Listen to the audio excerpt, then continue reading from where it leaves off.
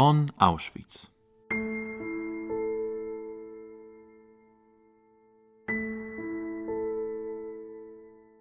The history of Auschwitz is exceptionally complex. It combined two functions, a concentration camp and an extermination center in gas chambers. Nazi Germany persecuted various groups of people there, and the camp complex continually expanded and transformed itself. In the podcast on Auschwitz, we discuss the details of the camp's history and our contemporary memory of this unique place.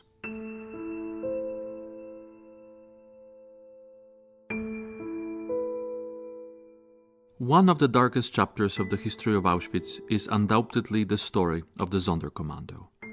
A group of prisoners, mainly Jews, forced by the Germans to work in gas chambers and crematoria of the camp.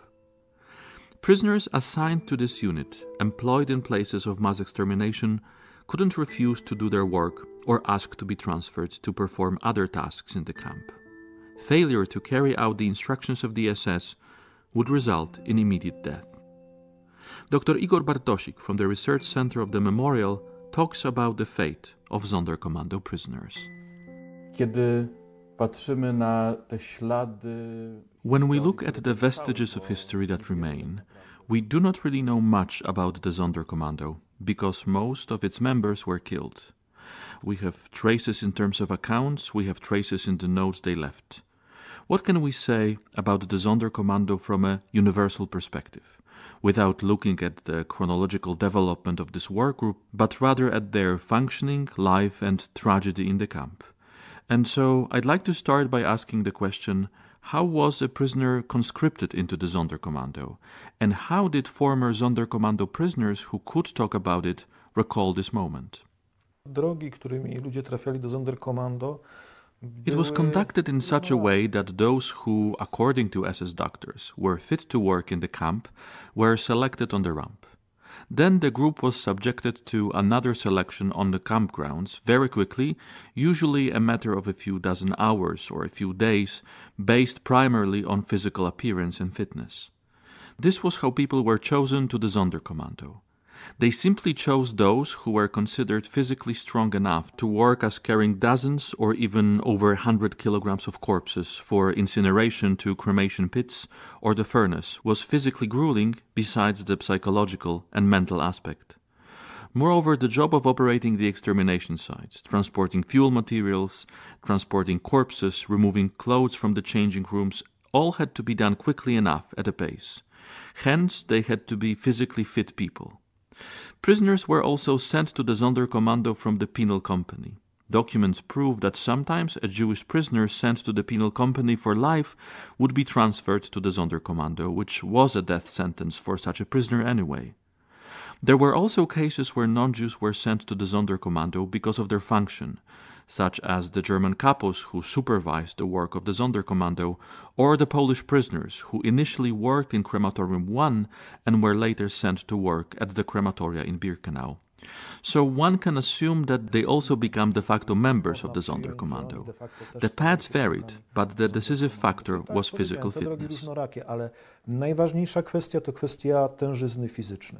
The prisoners who recounted these experiences speak of that first encounter with the reality of the extermination world because, at the time of their selection, they were probably unaware of the exact nature of their work. No, they were selected for hard work, as they might have expected. After all, if people of a particular physical fitness were selected, they indeed suspected that the work to be done would be grueling. But there were also instances, for example, as Alten Eisenberg alias Stanisław Jankowski recalled, when they looked for people to work in the rubber factory, or somewhere where physical strength was needed, and that the Sonderkommando prisoners there, sometimes mentioned in their accounts of how a rumor circulated among them during the selection process that they were looking for people to do hard labor. But on the other hand, this hard work often gave them hope for some bigger food rations and a chance of survival, because usefulness to the camp authorities, the SS and the Germans, wasn't a guarantee in a sense, but it was certainly a factor that could favor survival theoretically. However, regarding their encounter with the work in the crematorium, They only learned about it at the worksite, as they were led after selection the next day to work in the extermination area. Take my friend Henrik Mandelbaum, for example. He found out that he would work on the burning of corpses the same evening. After selection in the quarantine section of Birkenau, he and his colleagues were led to Barracks 13 in the men's sector. Once they entered the fenced yard of the Sonderkommando barracks, their colleagues told them that their work would be involved burning corpses. This is also the moment when such a person was somehow broken because, on the one hand, this work is highly physically demanding, but the psychological shock was also a vital part of this initiation. Was there any work that the prisoners usually had to do at the beginning before they could enter the Sonderkommando, or it didn't matter? I have come across various accounts. For example, one of the Greek prisoners sent to the Sonderkommando in May of 1944 said that they were asked to observe on their first day at the crematorium. According to other accounts, people were forced practically from the very beginning of their stay at the extermination site to work in transporting corpses, cleaning the gas chambers, or in some other activity connected with mass extermination. The answer to what the psychological adaptation to the situation looked like is beyond our comprehension.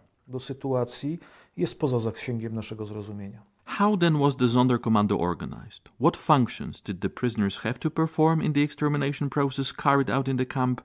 What were the divisions within the Sonderkommando? What do we know about the tragic and terrible work they had to do? Of course, the division into individual tasks within the Sonderkommando did exist. It could have resulted as much from coincidence rather than the predispositions of individual units, which is what I'm getting at. It may have been the case, for instance, that a man who previously worked as a mechanic or stoker was predestined to work on the crematorium ovens, and the strongest people were predestined to transport the corpses.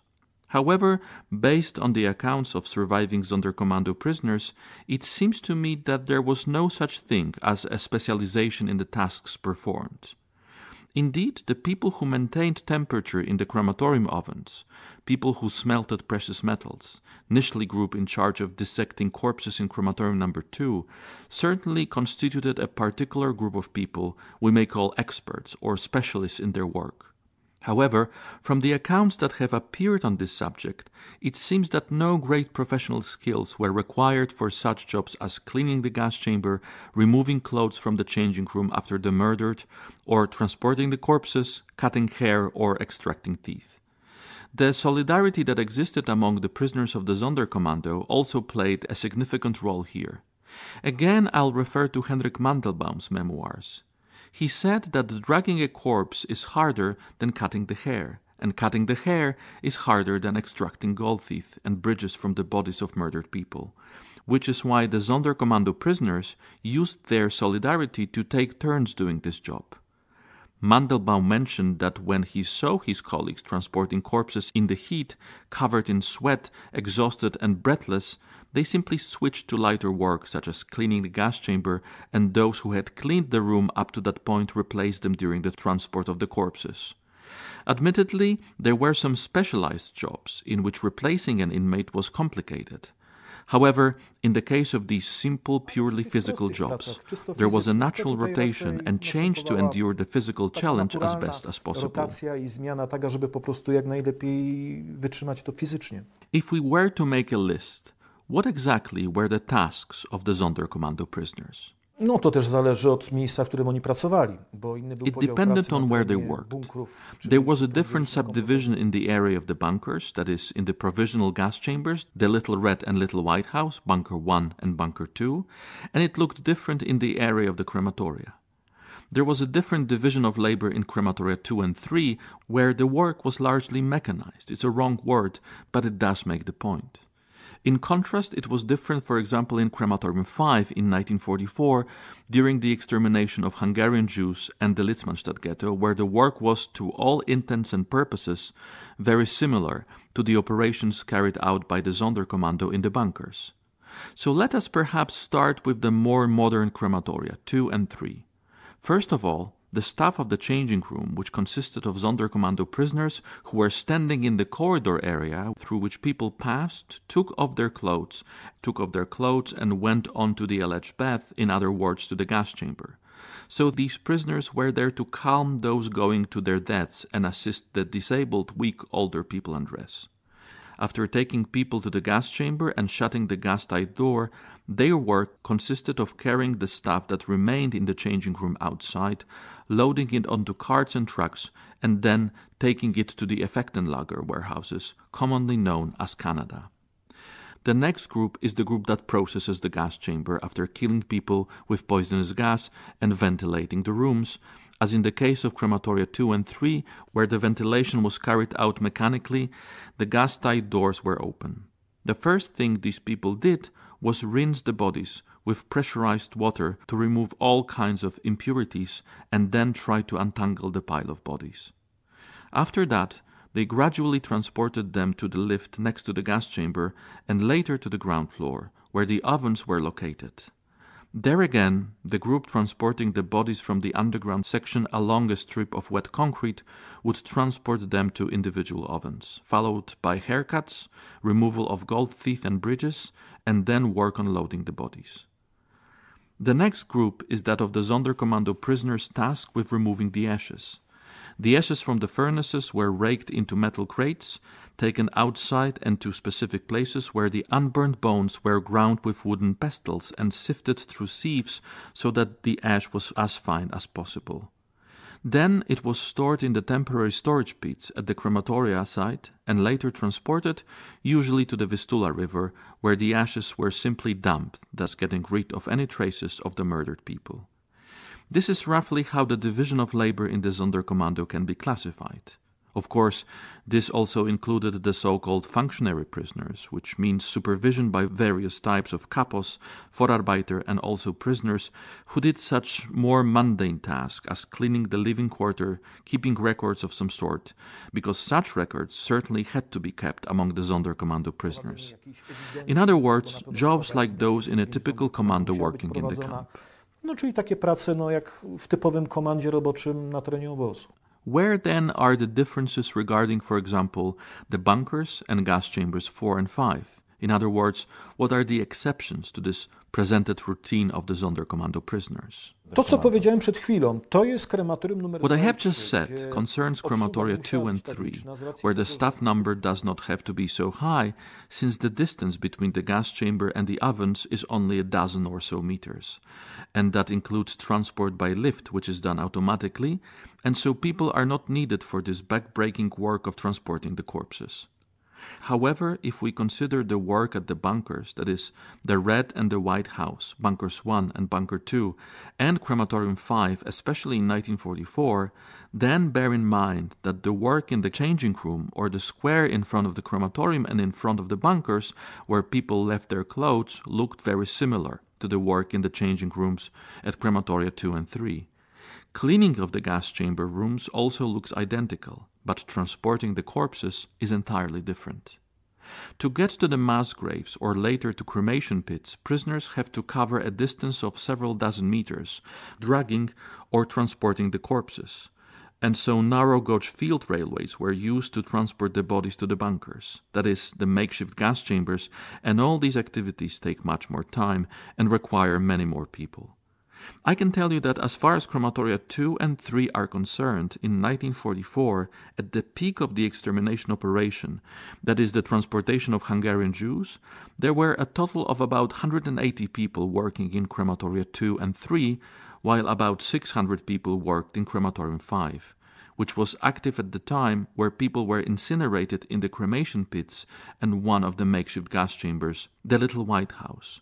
So we can see that it is significantly more, and the transport of corpses required exceptional strength and was the most difficult and time-consuming work. Wyjątkowej siły, i to była najcięższa praca i najbardziej czasochłonna. Did the Sonderkommando prisoners have any tasks outside the crematorium site? No jeżeli przyjmiemy, że transport If we assume that the transport of food, which took place on the site of the crematoria, since they collected cauldrons with, for example, camp soup from the kitchens and transported them to the extermination site in carts, then we can say that they performed some work and activities outside the extermination site. Jakieś tam powiedzmy czynności wykonywane poza miejscem zagłady. But they're never present at the ramp and during the transport selection. They only come into contact with the condemned prisoners at the moment they enter the courtyard or near the bunkers, or in the undressing rooms of the crematory and gas chambers. Dokładnie tak. Obszar pracy Sonderkommando zaczyna się Precisely. The Sonderkommando work area stretches from the entrance to the courtyard of crematoria 2 and 3 to the area of crematoria 4 and 5 and the bunkers. They were neither present earlier on the ramp, nor at the reception of transport, although Shlomo Dragon mentioned that if someone was going to crematorium number 5, as was probably the case of other extermination sites, and, for example, collapsed on the way and was unable to get there, Sonderkommando prisoners were sent to take this person to the crematorium, to the extermination sites. There may have been such instances, but it was not a matter of routine that they had to be present at the ramp to receive the transport. It was simply handled by a part of the Effektenlager Commando. Część komanda Effektenlager, czyli Kanady. Where do the SS, the Germans, figure in the work of the Sonderkommando? When we look at these successive points of the extermination operation, practically most of the physical work that was needed was carried out by the victims, which is also the duplicity of this SS-organized system. Tych SS-manów, którzy nadzorowali miejsca zagłady, the SS-men who supervised the extermination sites were relatively few people per shift. However, the misfortune of the Sonderkommando was that while prisoners could commit greater or lesser acts of sabotage and delay the work done while transporting earth or carrying the various jobs within the camp, the opposite was the case with the Sonderkommando prisoners. Here, the slightest illusion of an attempt to sabotage such activities could be detected instantly, and the prisoner was shot at once. Od razu rozstrzeliwany. It seems that the only task of the SS men in terms of the extermination process and its successive stages is to throw Zyklon B into the gas chambers. No, jeżeli chodzi o wrzucenie granulek As far as throwing the cyclone pellets into the gas chamber was concerned, this was done by a different group, the so-called SDG, or Sanitary Support Service. These were people who had been trained to introduce the cyclone into the disinfection and gas chambers. However, as far as the crematoria are concerned, this regular supervision is done by a team of 4 or 5 SS men assigned to duty there, who divide the task between them depending on whether it's a day or night shift. The supervision consists mainly in ensuring that the work is done rhythmically and in the event of delays to speed up the work by terrorizing the prisoners, of course with the use of functionary prisoners, as not many of these SS men were so ambitious to use sticks. However, there were probably a few such cases. In addition to this, Sonderkommando prisoners were also supervised to ensure they did not try to appropriate the victims' valuables during their work, as the SS men were cautious in this regard. As for such matters as procuring additional food, cosmetics, or even parts of the victim's clothing, the SS men turned a blind eye and allowed Sonderkommando prisoners to do so. However, regarding the collection of valuables, a Sonderkommando prisoners would be taking a huge risk if he dared reach for Reich property. It is very difficult, perhaps impossible for us to understand the tragedy of people forced to work in the gas chambers and crematoria.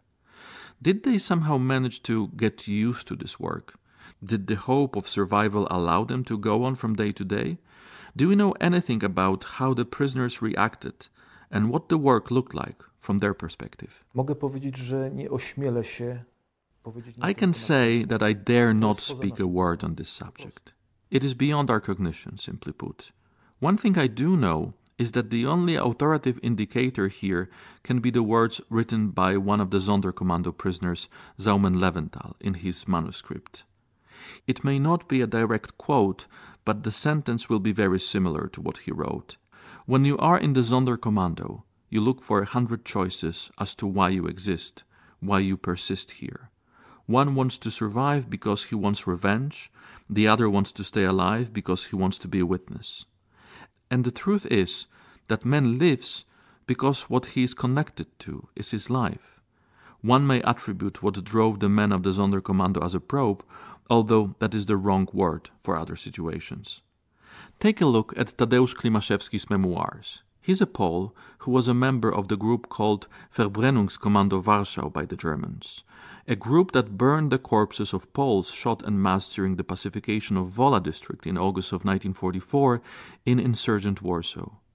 When one reads Mr. Klimaszewski's memoirs, in which he describes the events in this group and the mutual relations between people, we can practically see a picture of the Sonderkommando from Auschwitz. If a man in such a situation realizes that his refusal practically means nothing, he will submit himself to save his life. It is a natural human reaction. So it seems to me as a human being. I do not ask myself how I would act, because it is so far beyond the limits of my cognition that I would not dare to ask myself such a question. But the words of Henrik Mandelbaum linger in my mind all the time. When he was first brought to Crematorium 5, to the square where the corpses of people who had been gassed a dozen or so hours before lay, the bodies already partly beginning to decompose, and he was ordered to drag those poor people to be burned in the pits, he refused to do so. He recalled his mother's words to him. "Be a good person, otherwise you'll end up in hell." "But I was already in hell," he said. I then asked him if he remembered the first man he threw into the fire. "Oh yes, he's here beside me, a man in his 50s, whose body had been lying in the sun for a long time and was partially decomposing. I grabbed his hand to drag him into the pit, and then skin stuck to my hand like a glove. And then I asked myself, should I do it or not? And I realized that if I said no, I would be in flames in a moment. And the person who takes my place will do the job. And if not him, then the 10th or maybe the 100th person. But someone will do the job because people want to live. People want to live. Their refusal, saying no in this situation, will not change a thing. These were the words of a man I respected, who was everything to me. I believe him. I believe this was what happened. Were there any reports of prisoners refusing, objecting, or perhaps at some point not being able to cope, or something inside them or their brain or their body saying, enough, I can't take it anymore and I can't cope? Indeed, some of those sent to the Sonderkommando were so terrified and psychologically shocked by the work that they committed suicide. Several Sonderkommando prisoners describe a case in 1944 where one of the Greeks sent to the Sonderkommando jumped into a burning pit, presumably under the influence of the shock that he had experienced. Another case is described by Shlomo Venezia, who should be regarded as a very reliable witness. He describes a case where one of the persons who was forced to transport a corpse fossilized. I once spoke to specialists and doctors, and they said that it could happen during a severe psychological shock where the concentration of muscles makes a person unable to move. The memoirs of people who served in the Sonderkommando for longer periods, such as Henrik Tauber, also reveal that those sent to work, who endured a day or two, would at some point break down under the influence of the psychological shock and either stopped working, thus exposing themselves to a lethal gunshot from the SS men, or attempted to take their own lives. However, despite appearances, there were not that many cases of suicides, at least according to the accounts. It seems to me that the shock they experienced, confronted with the horror of the work at the extermination sites, robbed them to a large extent of the ability to feel as we feel today, trying to use empathy, the trace of what they might have experienced. I think their attitude was primarily determined by their survival instinct, just a simple survival instinct, the will to live. We talked about the work of the Sonderkommando prisoners, but their day was divided into two parts: work and life as prisoners in the camp, living in isolated barracks. So what were the living conditions like for the Sonderkommando prisoners in the camp? No oczywiście, jeżeli chodzi o dzień pracy w Sonderkommando, to Of course, as far as the Sonderkommando's working day is concerned, we must take into account that things looked different on days when mass transport arrived, and their intensity was very high, since every subsequent day practically brought thousands of victims, and otherwise at times when there was what we might call a stoppage in the work of the crematoria. When there were no incoming transport, work was organized for Sonderkommando prisoners in such a way that they either cleaned and sanitized the equipment, carried out repairs under the direction of the engineers from the top company from Erfurt, or make some changes in the gas chambers. For example, the gas chambers in crematoria 2 and 3 had been separated in December of 1943. So work was always organized for them in some way. However, when it comes to living conditions, I would like to dispel a myth here. It often lingers in historical consciousness that Sonderkommando prisoners enjoyed an abundance of various material goods, food, and lacked nothing to keep them in good physical condition. It's not quite the case. Bear in mind that when the transports arrived, these people surely had the opportunity to obtain some food that the deportees had with them. But for goodness sake, what sort of food was it? If people came from the ghettos, where there was also hunger, what could they bring with them? And if these transports came from Western Europe or the South, from Greece, for example, consider how long these people were on these transports. Hence, some food was no longer fit for consumption. The Sonderkommando prisoners avoided eating these things to prevent exposure to health problems. After all, the Sonderkommando could only consist of working and healthy people. So as the accounts say, they mainly used things that weren't spoiled, bread of various kinds, rusks, smoked and dried meat if there was any, and above all tinned food, which was relatively safe to eat. As far as living conditions were concerned, they stayed in typical barracks similar to these found throughout Birkenau. First in barrack number 2 in the men's sector B1B, a typical brick barracks, and later in barracks number 13 in the men's sector B2D, which, like barrack number 2, was constructed in such a way that a wall additionally surrounded the courtyard leading to the entrance of the barracks. In practice, the world of the Sonderkommando prisoners is either a workplace or a barracks or a small walled yard. It was practically their whole world, and the possibility of leaving the barracks was highly restricted. And if they ever did leave the barracks, it was usually associated with extremely risky situations because the isolation was not 100% hermetic. Nevertheless, leaving the barracks was severely restricted. Is there anything exceptional about their daily camp experience? Is it similar to that of other camp prisoners, if we of course set aside the nature of their work, since it is something quite extraordinary? There is no significant difference in the roll call, food, work, sleep, but is there anything slightly different? It seems to me that this difference, the camp rigor we were talking about, that is the routine of roll call, assembly, counting, marching out to work, returning from work, washing up, attending to physiological needs, all apply to every prisoner in the camp. But as far as life inside the commando is concerned, I think it is more difficult attempting to find something normal in this abnormal world. I don't know, but looking at the camp beyond the perspective of the Sonderkommando, it seems to me that they forged some kind of interpersonal relationship, positive or negative. There's this mindset of the world to come, of freedom. There was hope as information about the fronts filtered through to the prisoners in the camp. However, regarding the Sonderkommando prisoners, it is forbidden to speak about it because these people actually have a death sentence pronounced on them, but do not know when it will be carried out. It may be carried out the next day or perhaps in a few years. They have no clue. I would also like to refer to the stereotype of thinking about Sonderkommando prisoners, that they were liquidated every 3 months. There was no such thing. Indeed, the first Sonderkommando was set up in the spring of 1942, and the group was most likely murdered in its entirety in December 1942 in crematorium number 1 at Auschwitz. Later on, however, Sonderkommando prisoners were only partially selected and killed because, come to think of it, if they knew they were going to die in 3 months, no one would have forced them to do the work.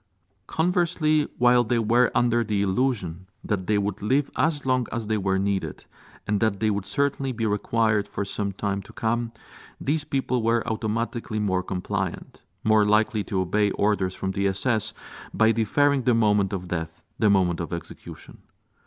Of course, they didn't wait with their hands folded because they realized that the only chance of being saved was either to revolt or to escape. Preferably both, but this loophole was exploited here to give them the illusion that as long as they obeyed, carried out the orders dutifully and thoroughly, they would be able to stay alive for some time. However, it is true that living with a death sentence doesn't make people optimistic or profound enough to make far-reaching plans for the future. And another thing to consider is that these were people who were grieving internally for the most part because they were conscious that they were often the last members of multi-generational families. This psychological state of loss and mourning is evident in their memoirs, accounts and manuscripts. The accounts also include such specific situation as when a Sonderkommando prisoner meets a family member while working in the changing room of the gas chamber. These are almost unimaginable situations. Undoubtedly, most of them, or at least the memoirs available to us and the conversation I had, showed that they were profoundly frightened of encountering someone from their acquaintances or relatives, since the level of stress and despair in such a situation could reach unimaginable proportions. And there were cases in which they met relatives among those being led to death.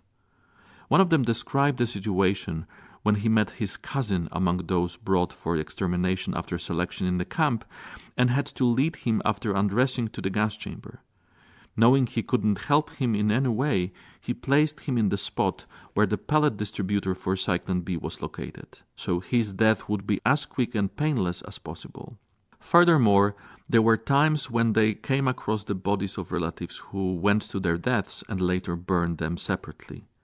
There was even a practice of trying to bury their remains by deposing their ashes into a container and burying them somewhere on the crematoria grounds and create a semblance of a normal funeral. Of course, this is beyond our comprehension because it is a world we can never really know. How were the Sonderkommando prisoners perceived by other camp inmates? We only have fragmentary accounts of Sonderkommando survivors and their manuscripts. However, the world of the Sonderkommando also appears in the memoirs and accounts of camp prisoners. A lot depends on the individual. For instance, Tadeusz Paczuła, whom I had the opportunity to know personally, a survivor of Auschwitz, said in one of the documentary films that he didn't find the words to express his sympathy for those people who were uprooted from their everyday life and thrown straight into the very bottom of hell. Of course, some prisoners were very critical of the Sonderkommando, and while I don't want to be misunderstood, in my opinion they were somewhat unfair to the Sonderkommando prisoners. Generally speaking, people who had a full grasp of the situation in the camp tended to maintain positive neutrality towards the Sonderkommando prisoners and avoided making harsh accusations against them as if they supposedly cooperated with the SS and so on. Let's think about it. Every camp prisoner under the clutches of the SS was, in fact, working for the camp and working for the SS. The prisoners who built the crematoria and those who worked there were carrying out the orders of their superiors. The Canada Commando, who went out to the ramp to load and sort the luggage of the murdered, were they not carrying out the orders of the SS? As a matter of fact, the entire camp was forced to work towards implementing the plans and ideas of the SS. The only difference being that, in the case of the Sonderkommando, no one volunteered for this work, at least none that I know of. And secondly, these were people who indeed realized that they were condemned to death, that there was no turning back from this work, no transfer to another place, and no escape from it. That is the difference and the tragedy of the Sonderkommando. However, we did mention that our knowledge of the Sonderkommando world is also based on the accounts of survivors. Looking at this small number on the historical record, because there were very few survivors, first of all, do we know more or less how many people went through the Sonderkommando? how many prisoners ended up there, and if there was any way that the Sonderkommando could have made it through alive among the survivors, since it's related to the last period of the camp's existence, the liquidation of the camp. And as I suspect, they had quite similar experiences of what it was like to survive after the end of the extermination. Przyjmuję, że to, co możemy tak w miarę udokumentować, We can document this to the best of our ability, taking into account the selections that took place and of which we are aware, and the events that unfolded that somehow influenced the number of people in the Sonderkommando, that this number is between 1,500 and 2,000. About 100 of them survived, and several factors determined the survival of the Sonderkommando member. First of all, seniority. I would like to refer to this issue because I mentioned earlier that there was no such thing as a permanent liquidation of all Sonderkommando prisoners every few months. By my estimates, at least a few dozen of all the qualified persons in the Sonderkommando survived. We know well that there is no complete list of people who were conscripted into the Sonderkommando or survived. That's the first thing. The second thing, contrary to appearances, is undoubtedly seniority, because the SS also treated the Sonderkommando rationally, which gives it a tragic dimension here. If these SS men had people in the Sonderkommando who had been doing their job for several months, it was clear that during successive selections they were to keep alive, among other reasons, because these were proven people, and it was obvious that they would not, for example, in any act of desperation attack an SS man with a shovel. What's more, some informal arrangements were made between the Sonderkommando and the SS men. For instance, whereby these, let's call them proven prisoners, paid the SS men off by illegally obtaining valuables for them. Later, for example, they offered to iron a uniform or jacket for one of the crematorium managers, and the ironed jacket was returned to him with valuables in the pocket. So if an SS man had such people collaborating with him, wrong word, but there's no other way, it is evident that they were not crossed off from the lists of the living during subsequent selections. There was no point in creating new networks between the Sonderkommando prisoners and the SS men from the crematorium. Survival also depended, without a doubt, on one's mental and moral attitude.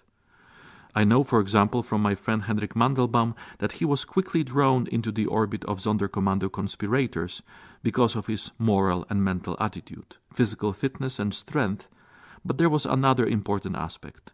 Henrik Mandelbaum was from the Oświęcim area. In case of a revolt and escape, this man knew where to navigate in the area, where to escape to. He knew the people and how one could hide. So it is clear that such conspirators wanted to have someone in their ranks who, in case of revolt and escape, would be their guide, or someone who could help them navigate the area. So these are very different factors, and as with most prisoners in the camp, plain luck. Well, all these factors can work together somehow.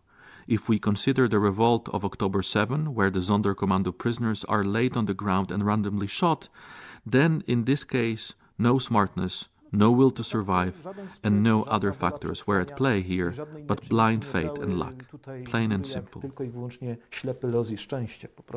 Where then was the loophole in this world organized by the SS, since it was in their interest not to have anyone from the Sonderkommando survive as a witness to the extermination? Czynników było kilka. There were several factors. The first factor was that the possible killing of the last surviving group of Sonderkommando prisoners, we are talking about events after the previous selection in November 1944 with 100 people left in the camp, 70 of them working on the demolition of crematoria 2 and 3, and 30 delegated to work on the burning of corpses in crematorium 5. The killing of these 100 people would have required some special order, an order which, as the Sonderkommando prisoners said, no one was willing to give in late 1944 or early 1945 because they knew that they would soon have to explain their decisions. So that's the first issue. The second is undoubtedly the commotion in the last days before the evacuation of Auschwitz in December 1944. There were still 100 Sonderkommando prisoners in Auschwitz in the last days of the camp existence, 16th, 17th, 18th January 1945. For unknown reasons, this Sonderkommando group, then called the Abbruchkommando or Demolition and Crematorium Fire Commando, was quartered in one of the barracks housing the so-called ordinary prisoners. Once the evacuation began, they left the camp together with the others, not as a separate Sonderkommando group, but as one of the regular prisoner groups. And this, fortunate or not, rather fortunate coincidence made it possible for them to leave the camp and disappear into the crowd. I guess firstly it was because there was no brave SS man who could take the decision to liquidate these people, and secondly because they were quartered in one of the barracks where the ordinary camp prisoners lived. And in this way, the Sonderkommando seemingly disappeared into the crowd, and thanks to this, most of them later survived. The Sonderkommando disappears into the crowd and probably disappears from historical consciousness for many years, resulting in myths that they collaborated. For many years, they too refused to talk about their experience. It probably began much later after the war, except perhaps for some cases during the trials, but it seems that the awareness of the Sonderkommando and our present understanding of this group did not begin immediately after the war. Absolutnie tak. Pierwszy moment, Absolutely yes. The first moment, 1945, 1946, marked the presence of the Sonderkommando witnesses here in Auschwitz during the work of the Soviet Commission and later on cooperation with Jan Zen's commission, which was working on the evidentiary process against Commandant Höss and other members of the SS garrison. And after that period, these Sonderkommando members practically disappear from the sight of the witnesses and researchers. The Sonderkommando is present, however, in the background, but later these people even disappear, and the first return to the Sonderkommando as witnesses was in the 1960s. It resulted from the fact that there was an attempt to find and publish manuscripts created by the Sonderkommando in Auschwitz. We, post-war people, are finally beginning to learn about these accounts from the heart of hell. The memoirs of Gradowski, Leventhal and other Sonderkommando prisoners are recalled. The 1980s and the film Shoah, featuring one of the Sonderkommando witnesses, Philip Miller, trigger our interest in these people as historians. And as we get to know them, as in my case, we develop a fascination for them. They were people of unbelievable character, experiences, and thinking shaped in them by these experiences. I can say this using the example of my friend Henrik Mandelbaum, this relationship and friendship. I will never meet another man like him, although I will perhaps meet many more highly regarded people. However, he was one of a kind, a man who had survived such a trauma, whose family was taken away from him, who was forced into the worst work one could imagine, with a death sentence handed down in absentia. This man came out of the camp as a man who loved people, the world, and his entire surroundings, a man of great emotional and moral strength, who feared nothing and no one, not even death, even though he had seen it firsthand on a massive scale. I want people to read the memoirs of the Sonderkommando prisoners from time to time, because they show that man overcomes everything, even such a horrible crime and violence, and retains his humanity. It seems to me that we can learn something from the history of the Sonderkommando for posterity. To jest taka nauka dla potomnych, wydaje mi się, z historii Sonderkommando, którą możemy wyciągnąć.